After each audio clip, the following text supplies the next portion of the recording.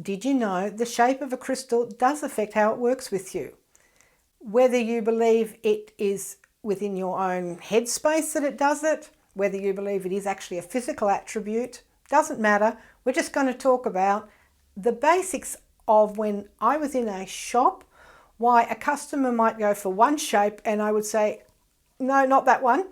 It's actually this one, and they'd pick it up and they go, oh, you're right, it is.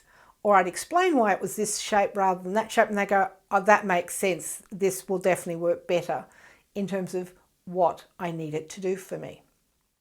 So let's look at the typical shapes that we need to have. It's not exhaustive. I'm just going over the high level uses of particular shapes. So let's look at the first category of different crystal. Do I buy it natural or do I buy it shaped? Natural crystals, where they're still in their natural form, be that something that looks very rough and ready, or whether it's a lovely crystal point or clusters, they have grown in the earth. There's been no human intervention other than extraction and possibly being broken up from a bigger piece into smaller pieces for whatever reason, sometimes just to make them more sellable, sometimes to extract the better parts for sale under one price tag and the not so good parts to be sold under a different price tag. But for many, because of this raw, unrefined appearance, it would actually reflect their connection to the earth's energies for them better than one that's shaped. Some also say that they feel they hold more potent energies because they've not been altered or disturbed other than extraction. And that means they hold ancient wisdom better. They are more powerful tools for grounding and connecting to the earth's natural forces. In my opinion, that is possible, but really it's got to do with how they've been handled from the earth all the way until they reach your hands. Often has more effect, has other people put really good energies into during that process, or has there been some really crappy energies put in? For many, including myself, the natural surfaces certainly symbolise authenticity and purity. They help us remember that this is what we're trying to strive for, and that there is a beauty in being imperfect, and that you can apply this to yourself by being reminded of this through a crystal that may have imperfections in it. It helps you discover the power of staying true to yourself. They also encourage sincerity and self-acceptance while fostering that deeper connection to your inner self.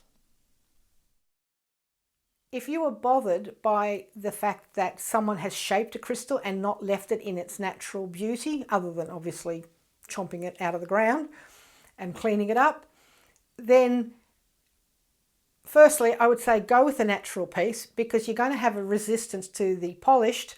And while the crystal's trying to do this really great clearing and balancing and expanding with you, you're going to be going, but it's been shaped. So you're going to block all of that lovely help it's trying to do. I would also say, maybe look into why you are so negative about it. There is a story there for you to have a look at and forgive and let go. But maybe there's no real issue for you about shaped crystals. You just know you prefer them natural. There we are. So that's one thought. If you're going to look at shaped, you've got things like clusters. And you can see on this crystal, there's a cluster on top and a main point underneath. And I always intuited clusters when the person is dealing with a group situation. Maybe they're trying to hold a group, they work in a group at work and it's a group dynamic that's causing the problem. Maybe they are busy working on many, many different projects. So again, a group situation, so it's sending energy like to all the different projects. If it's not a lot of points, maybe 3, 4 or 5, maybe it's representing the family energy. So it's a great one for the family. The natural crystal where it's just a simple crystal, if it's got a point in it, it's going to help focus the energy. But be careful, it is a laser of energy. So if you're going to sit there and direct energy at someone to do a healing, intend that you don't do any harm as you do it. And well, if you do intend harm, well, good luck with your karma. You've got double pointed versions, and they help ramp the energy up because the energy actually bounces in and out. So you can get quite a small crystal that's double terminated, and then it can be very powerful as compared to a single one with just one point. If we look at the crystals that have been shaped and polished by human hands, they will have smooth surface, and that will tend to lead to a much more enhanced look or aesthetic, making them more visually appealing, which is great for people who don't want to know about the metaphysical, they're just buying them to be decorative, but also to the energy beginner.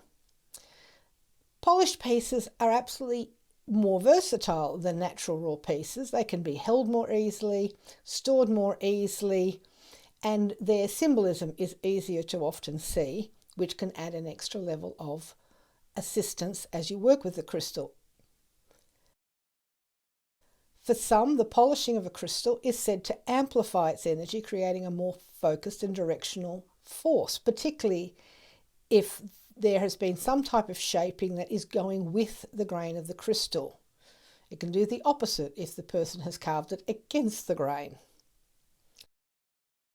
Polished pieces, however, will tend to symbolize for people that there is a certain refinement, a certain beauty in being able to hold something that's not digging into your hands, that doesn't cut your fingers, and that you just love a ball, you just love an animal.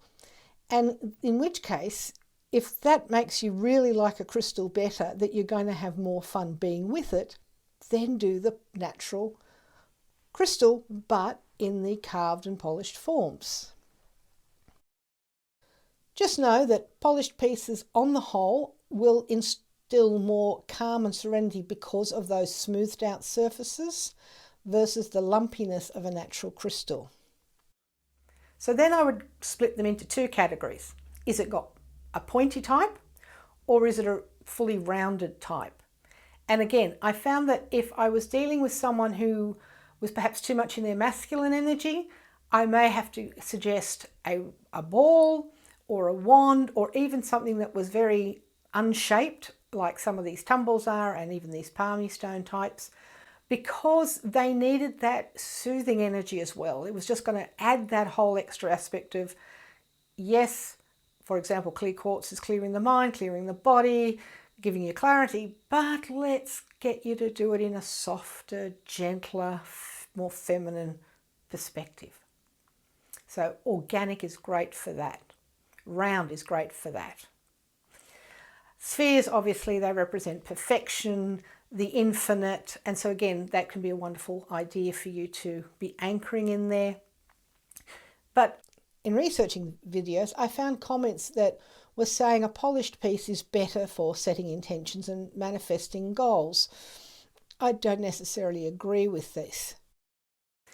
If, however, you're someone who actually needs more masculine energy, needs more strength and action and structure, then I would find myself suggesting pyramids and towers, because again, you look at that and immediately on a subconscious level, you're thinking about structure, about power.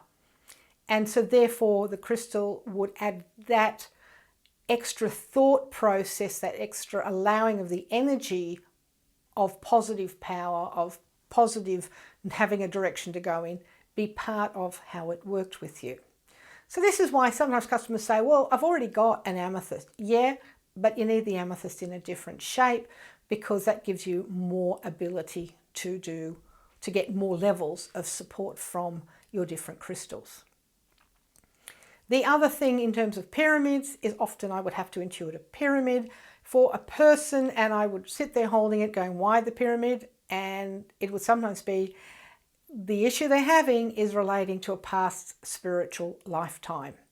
So either they worked around pyramids, they worshipped at pyramids, or it might not be directly a lifetime where pyramids are involved, although to be honest, the pyramid structure seems to have been used all around the world. So it's likely you did have a pyramid in your life somewhere along the line if you feel you've been here a lot. You know, so it's not always Egyptian pyramids we're talking about. It may actually be Mayan or Chinese or Indian or something.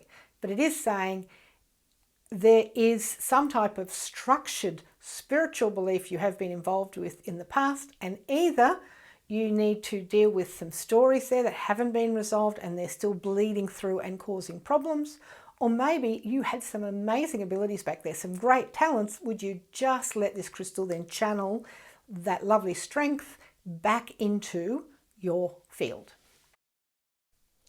In the end, I hope you realise that selecting the right crystal type and whether the shape is natural or polished, a piece of jewellery or an obelisk, you know, that's always going to be your intuition as well as your personal preference.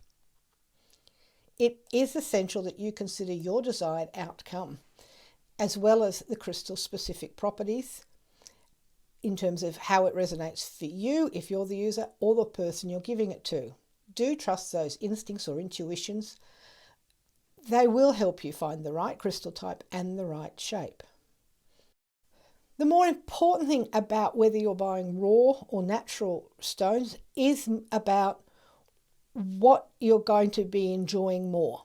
If you're a decorative buyer who really loves a sphere, then buy it. Sometimes you really don't have much choice. Jewellery typically will be using polished pieces. And if you've got a geologist that you're buying for, yes, if it's a child, you might buy a small polished piece. But really, if you're buying for more a sophisticated geological collector, you want to go with natural, natural, natural. So I hope you found this helpful. If you did, please subscribe and follow more. Please share it with other people you think might be interested in. And don't forget to spend some time loving your crystals today.